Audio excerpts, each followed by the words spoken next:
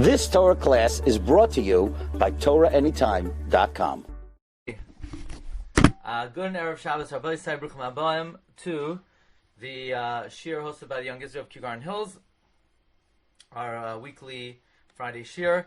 As we mentioned this past week, first of all, the Shiurim now are available on podcast. I see a lot of people are choosing that venue. Okay, very good. Everyone is encouraged. Please check out. We had a Shiur last night on Shas Illuminated, questions and answers on a variety of subjects. It was a very interesting program. You could please check that out. Also now, all the Shiurim are all consolidated on a new website called RabbiDG.com. Please look at that. You could find over there how to get any of the Svarim, how to access any of the Shiurim. There are certain Shiurim that are only exclusive to one venue or a different venue, but they could all be found on the new website, RabbiDG.com.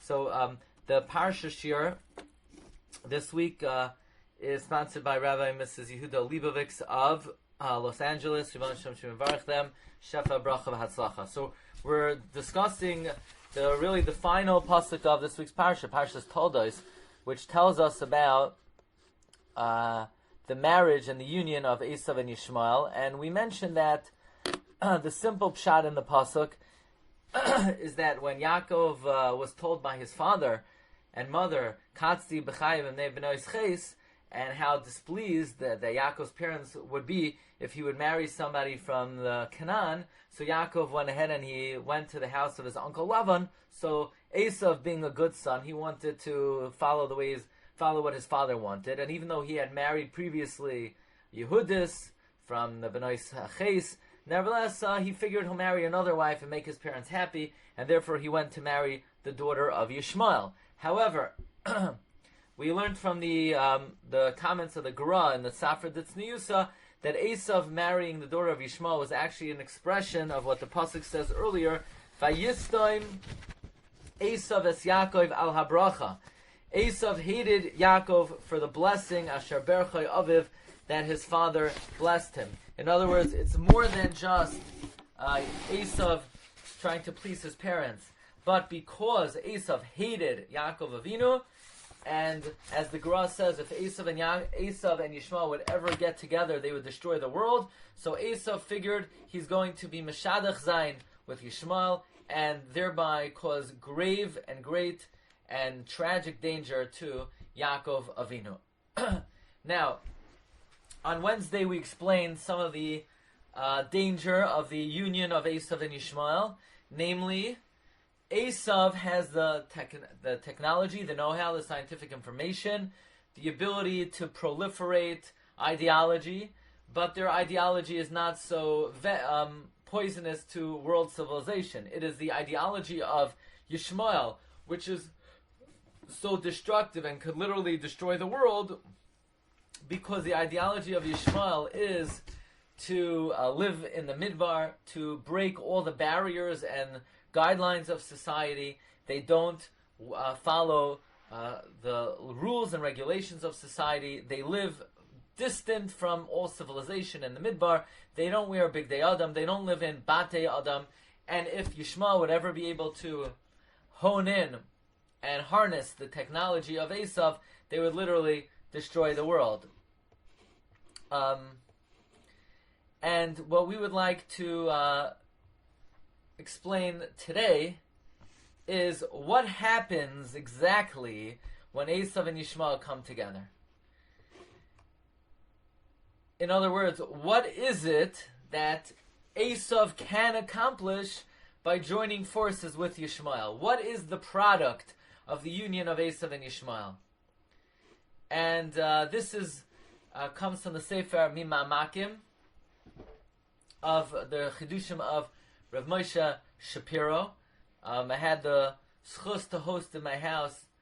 Must have been a little bit before COVID. So a few Rabbanim from the UK, and they presented me with a set of Sfarim, Rav Ilan Halberstadt and Rav Tzvi and Rav Josh Morhaim, and they presented me with the Sfarim of Rav Moshe Shapiro, Mima Makim, and Rav Moshe Shapiro sort of develops the following idea.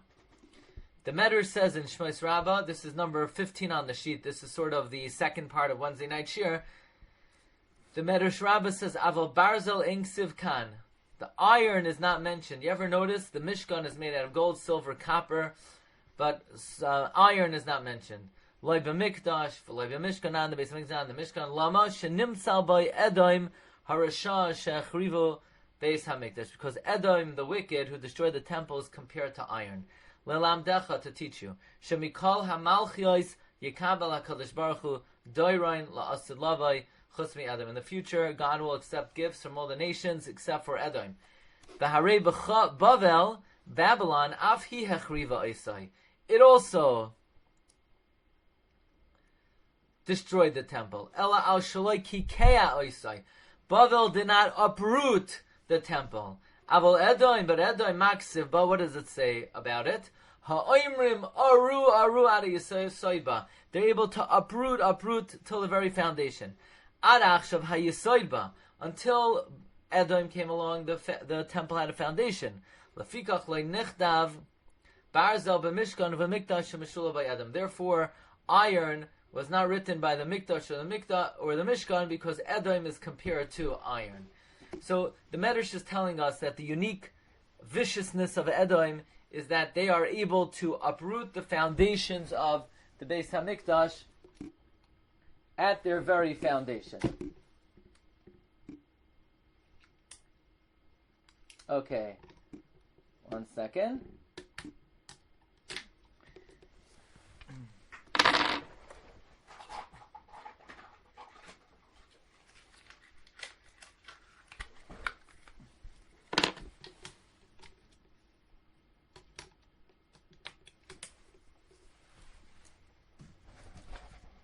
Okay.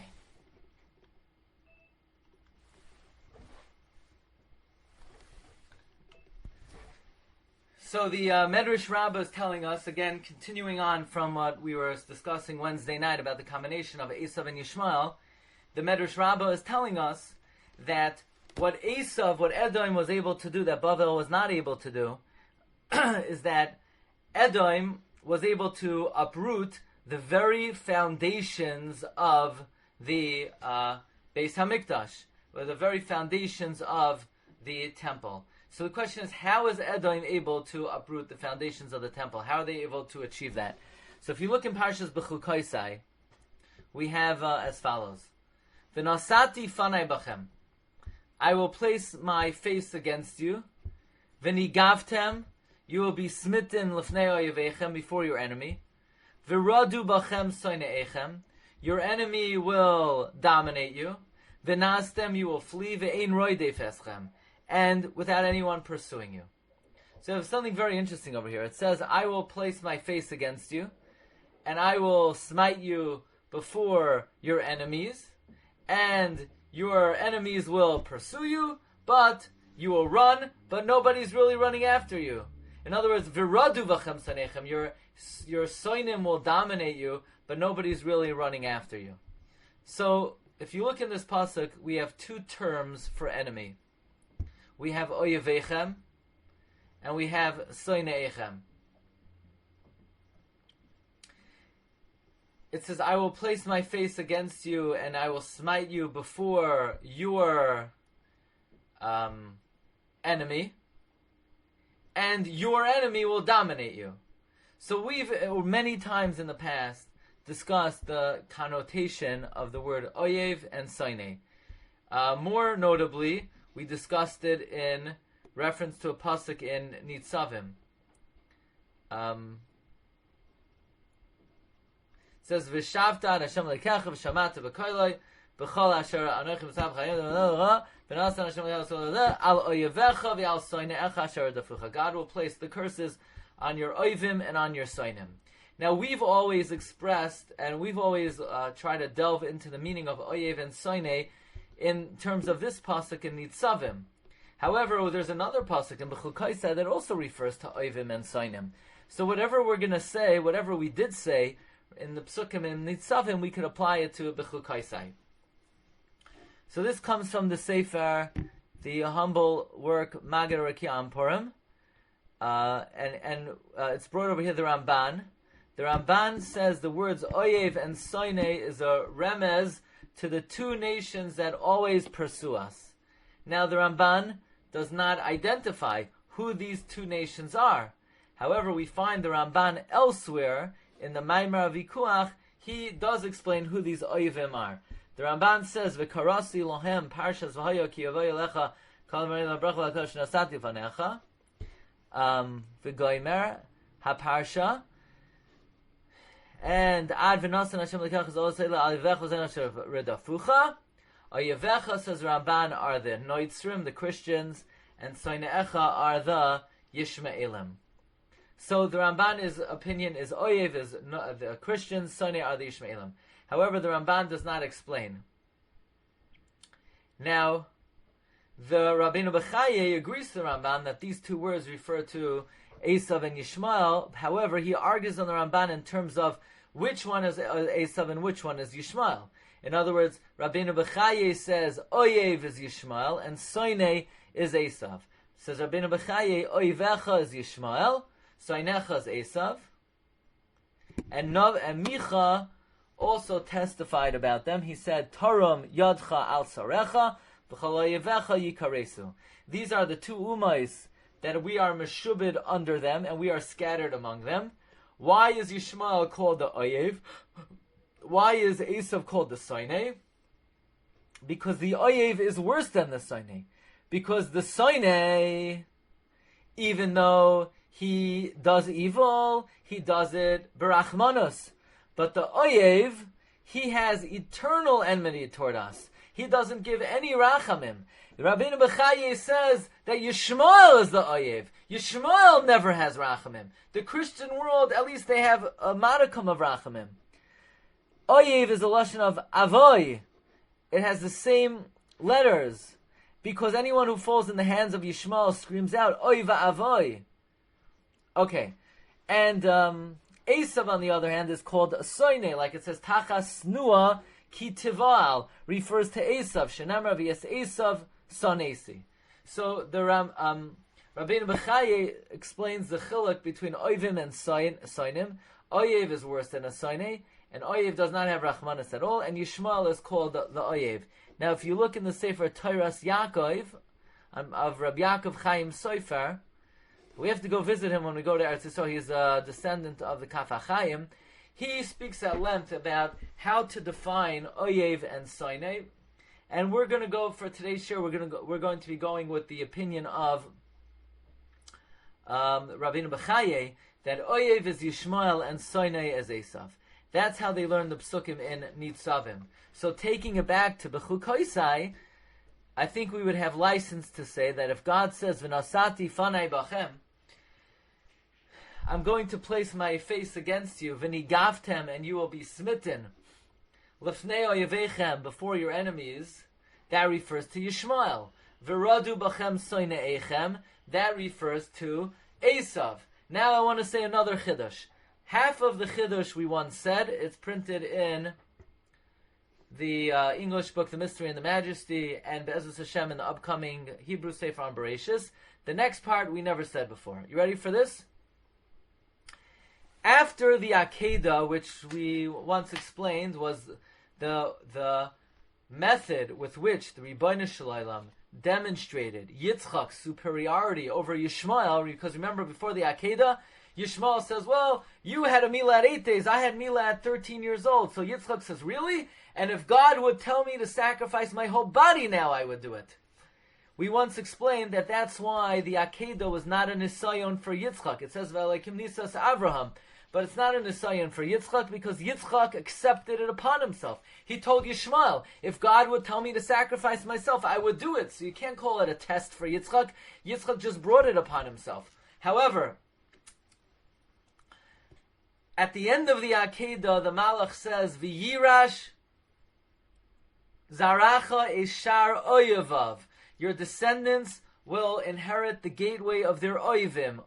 So we wanted to say that refers to Yishmael, because the purpose of the Akedah was to demonstrate Yitzchak's superiority over Yishmael. But Marv Rabbi, if you remember in last week's Parsha, Parshas Chayei Sarah, What bracha does Lavan and Besuel give Rivka? Achesenu ad hayila alfei revava v'yirash zaracha eis shar soinav. Why are Lavan and Besuel giving Rivka a bracha that they should inherit the gateway of their soine? So I want to say, because they're done with Yishmael. Yishmael was already chased out. It's all about Yitzchak. But who's going to come from Yitzchak? Yaakov and Eisav. So they're giving Rivka a bracha. You're going to produce a Yaakov. You're going to produce an Eisav. But Zaracha, which is only Yaakov, he should overcome Shar Soinav. He should overcome Eisav. That's how we can interpret it, that bracha. V'yir Zaracha Shar Soinav. Now, look at a Rashi. Rashi says,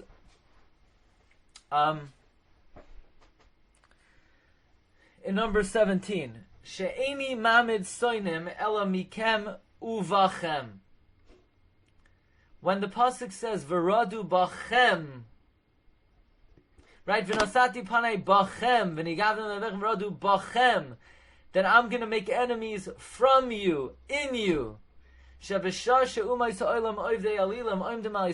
Gentiles, the idol worshippers, stand up against Israel, they only seek out what's revealed and open. Shenemar v'haya im zara Yisrael v'ala midyan v'amalek uvnei kedem v'yachin aleim v'yashchisos yivola aretz. Aval b'shah she'amid aleichem mikemu b'chem, says God, when I establish against you, from you, and in you, when I establish enemies from within you, hey mechapsim achar hamatmoini yishalchem, they will search after your hidden treasures. V'cheinu oimer v'asher achlu sha'ar ami v'oira ma'aleim hefshitu. So Rashi is telling us quite a wondrous chiddush, that when the Gentiles seek to destroy, they can only destroy the revealed. When God uses our enemies from within the Jewish people, they don't just burn down the house, they seek for the treasures. I mean, if you have a stranger come to the house, they can only take what's revealed. But when family tries to destroy and harm, they know where all the hidden goods are.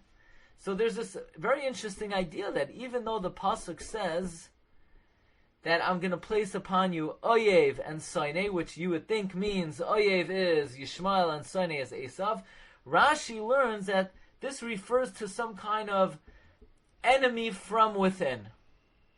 So Rav Moshe Shapiro advances the following wondrous approach. He says, Amru Chazal, Bavel also destroyed the Beis HaMikdash, but it did not raise it from the foundation. Aval Edoim Maksiv, what does it say about Edoim? Ha'oimrim aru ad ha'yisayba. Destroy until the very foundations. Ad achshav ha'yisayba. Until now, the foundation was in it. Chazal are megala to us in their words that Edom did not suffice by just destroying the Beis HaMikdash, but they wanted to raise the foundations. And Chazal say that their hand is still outstretched to uproot whatever remains from the foundation. Okay. What is the explanation? Says Rav Moshe Shapiro, there are two vantage points of the Beis HaMikdash. Hapen Harisha, in the first perspective, is the revealed part of the Beis HaMikdash. The service of the Kohanim and the Karbanos, the Leviim, and the Zechus of these services, the Shechina rests in the Beis HaMikdash. So you have the open and the revealed aspect of the Beis HaMikdash. However, the Beis HaMikdash also has a hidden perspective, a Ganoz element.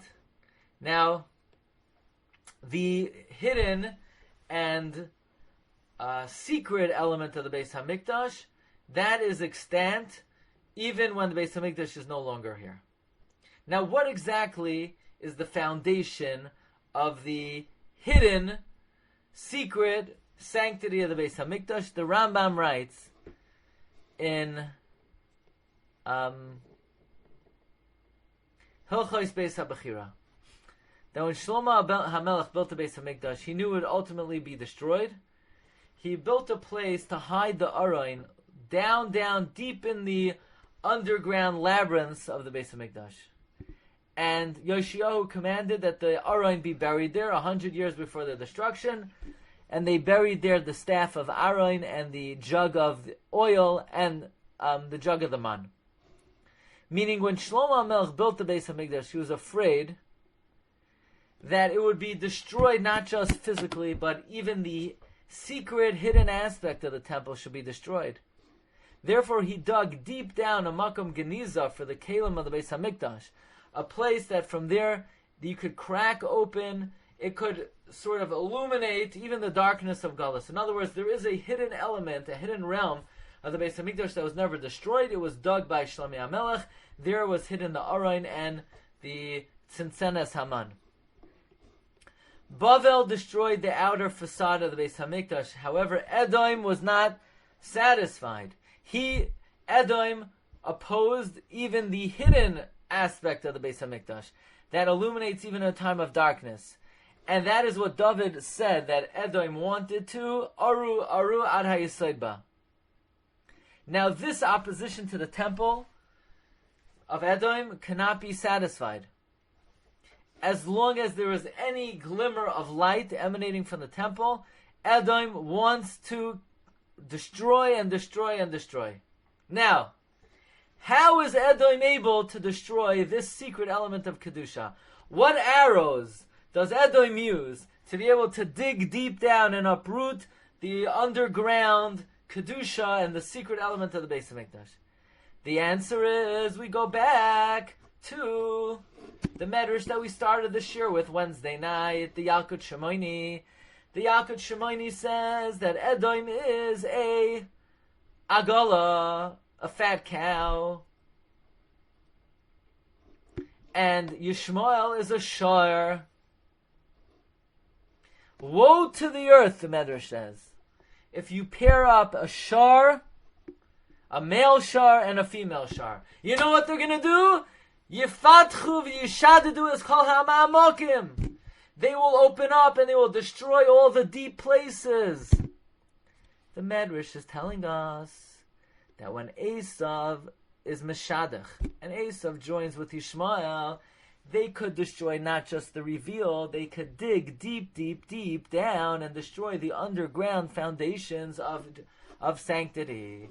In other words, if you want to know what is the weapon of Eisav to uproot, to do aru ad hayisaidba, the answer is when Eisav joins up with Yishmael, they are able to mekayim aru ad hayisaidba.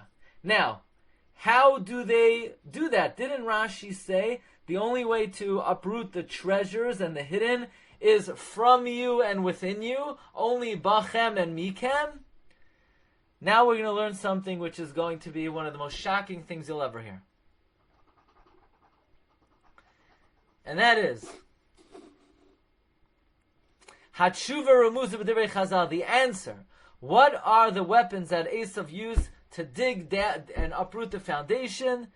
It's that which the Medrash tells us when the Shar Zachar gets together with the Nekeva, Yifatchu v'yishadadu is kol ha'ma'amakam. Meaning the pairing of Yishmael with Eisav is the weaponry, is the arsenal with which Eisav uses to destroy the foundations. The depth of this is explained in the words of Chazal that we read earlier, that when the Gentiles destroy, they destroy the Galoi. But when I bring upon you Bachem umikem, they could search out the Matmoinios.